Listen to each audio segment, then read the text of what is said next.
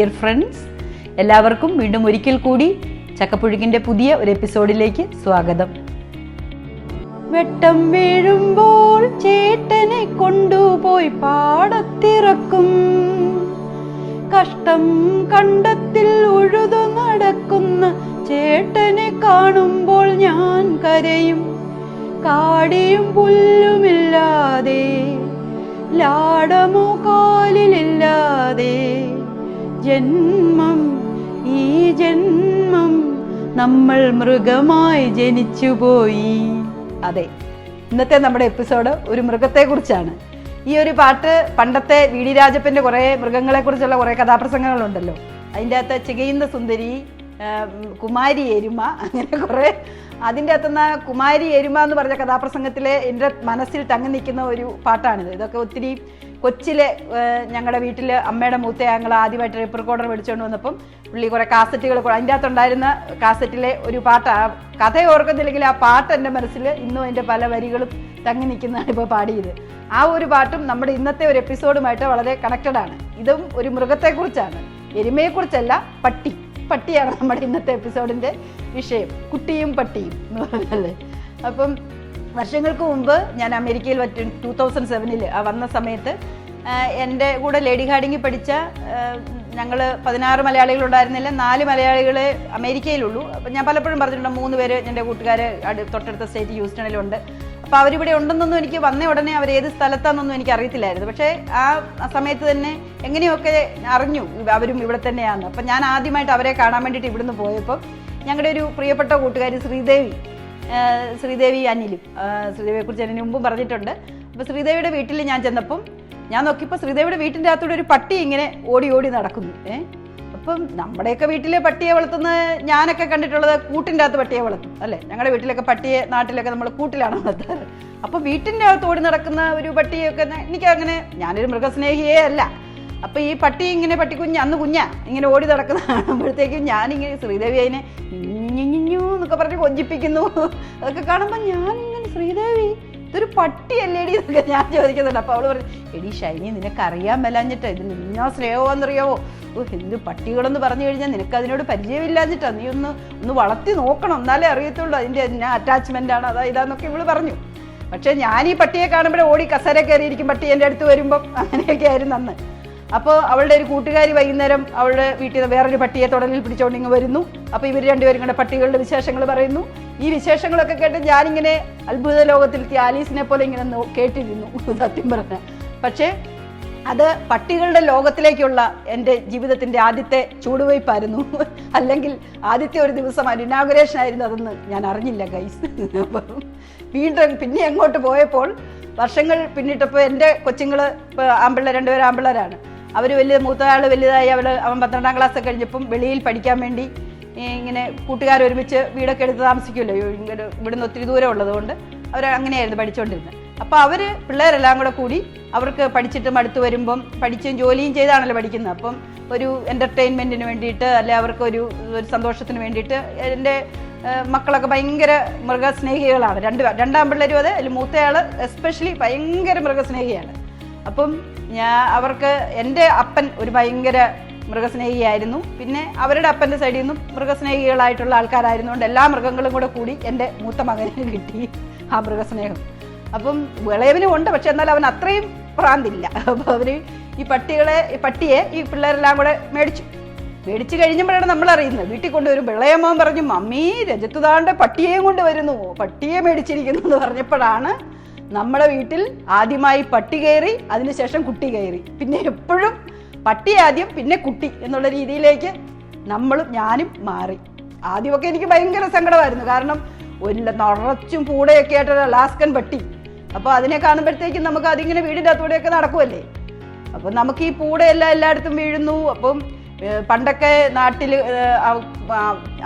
ആൺപിള്ളേർ കല്യാണം കഴിച്ചു കഴിഞ്ഞാൽ അമ്മമാരുടെ സ്നേഹം വരുന്ന മരുമക്കൾക്ക് ഭാര്യമാരെ അമ്മയ്ക്ക് പ്രിയപ്പെട്ടവളാക്കി മാറ്റാൻ വേണ്ടിയിട്ട് അവർ അമ്മയ്ക്ക് ഇഷ്ടമുള്ള ഉണ്ടാക്കി കൊടുക്കടി, അമ്മയെ അങ്ങനെ എഴുതി എന്നൊക്കെ പറയുമായിരുന്നു പണ്ട്.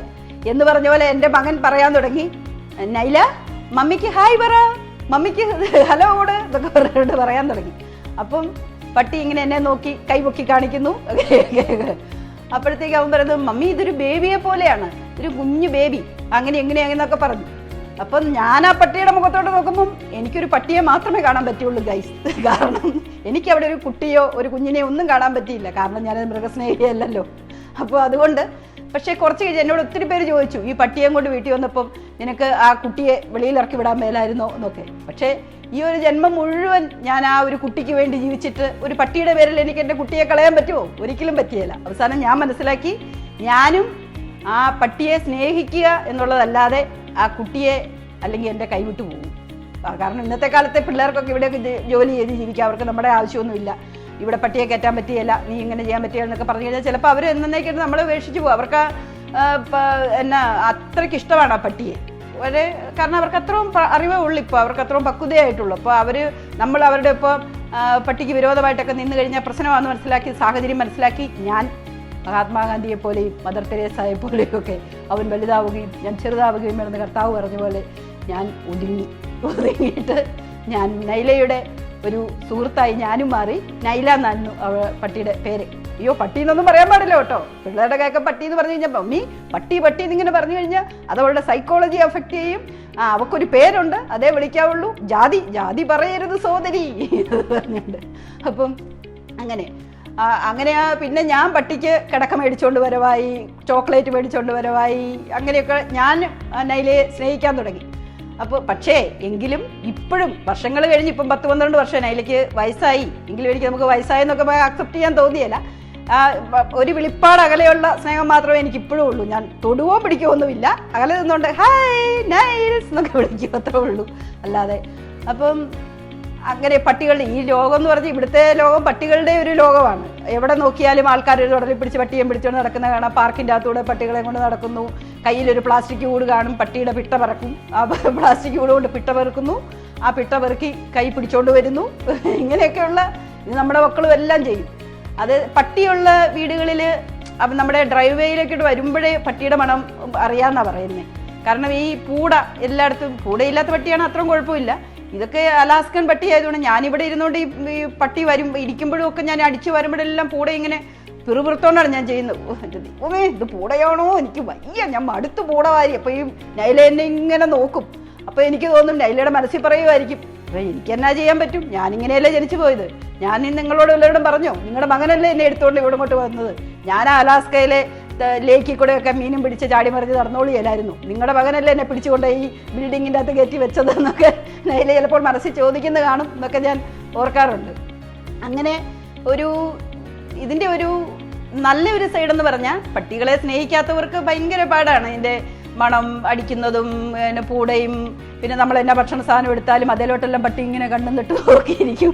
അപ്പം നമുക്കൊന്നും, ഞാനൊക്കെ ഭക്ഷണം എടുക്കുന്നു, നേരെ പെരയ്ക്കകത്ത് പോയി എൻ്റെ മുറിക്കകത്ത് പോയി കഥ കടയ്ക്കുന്നു, കഴിക്കുന്നു. അപ്പം നൈല മനസ്സിൽ പറയും, തള്ളേ നിങ്ങൾ മനസ്സിൽ വിചാരിക്കുന്നത് കാണും, അറിയത്തില്ല. കാരണം ഇവർ പിള്ളേർ മീറ്റൊന്നും കൊടുക്കാൻ സമ്മതിക്കില്ല. ഡോഗിന് ഡോഗ് ഫുഡുണ്ട്, അതേ പറ്റുള്ളൂ. അത് കൊടുത്തു കഴിഞ്ഞാൽ നൈലയ്ക്ക് സ്വീറ്റ് കൊടുത്തു കഴിഞ്ഞാൽ നൈലയ്ക്ക് ഭയങ്കര ദോഷമാണ്. പിന്നെ ഒത്തിരി മീറ്റ് കൊടുത്തു കഴിഞ്ഞാൽ ഫാറ്റ് കൂടും, ഡയബറ്റീസ് വരും, അങ്ങനെ ഇങ്ങനെ എല്ലാ പ്രശ്നങ്ങളെല്ലാം ഉള്ളതുകൊണ്ട് അതൊന്നും കൊടുക്കാൻ അവർ സമ്മതിക്കില്ല. പക്ഷെ ഞാൻ ആരും കാണാതെ ഇച്ചിരിയൊക്കെ നൈലയ്ക്ക് കൊടുക്കും.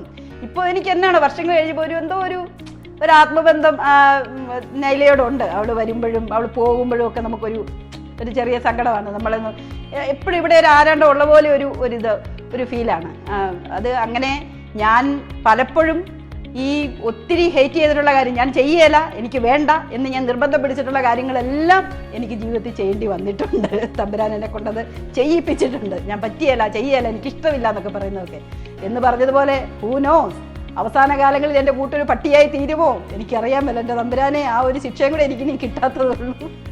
അപ്പം അങ്ങനെ പക്ഷേ അതിൻ്റെ ഒരു നല്ലൊരു സൈഡ് എന്താണെന്ന് വെച്ചാൽ പട്ടികളെ വളർത്തുന്നതിൻ്റെ ഒരു നല്ല ഭാഗം, അതായത് സ്നേഹി അല്ലാതിരുന്ന ഞാൻ ഇത്രയും വർഷങ്ങൾ കൊണ്ട് പഠിച്ച കുറച്ച് കാര്യങ്ങൾ എന്നാന്ന് ചോദിച്ചാൽ, മനുഷ്യരെ സ്നേഹിക്കുന്നതിലും മൃഗങ്ങളെ സ്നേഹിക്കുന്നതാണ് നല്ലത് എന്നെനിക്ക് ഇപ്പം മനസ്സിലായി. കാരണം എന്താണെന്ന് ചോദിച്ചാൽ, മനുഷ്യരോട് നമ്മുടെ ഒരു വിഷമ അവസ്ഥയിൽ ഇപ്പം നമുക്ക് വളരെ സങ്കടം വന്ന് നമ്മളിങ്ങനെ ഒരു ഹൃദയം പൊട്ടി മരിക്കും എന്നുള്ള ഒരു വല്ലാത്തൊരു വിഷമം നമ്മുടെ മനസ്സിലിങ്ങനെ തിങ്ങി നിറഞ്ഞിരിക്കുന്ന പല അവസ്ഥകളും ഉണ്ടല്ലോ ജീവിതത്തിൽ.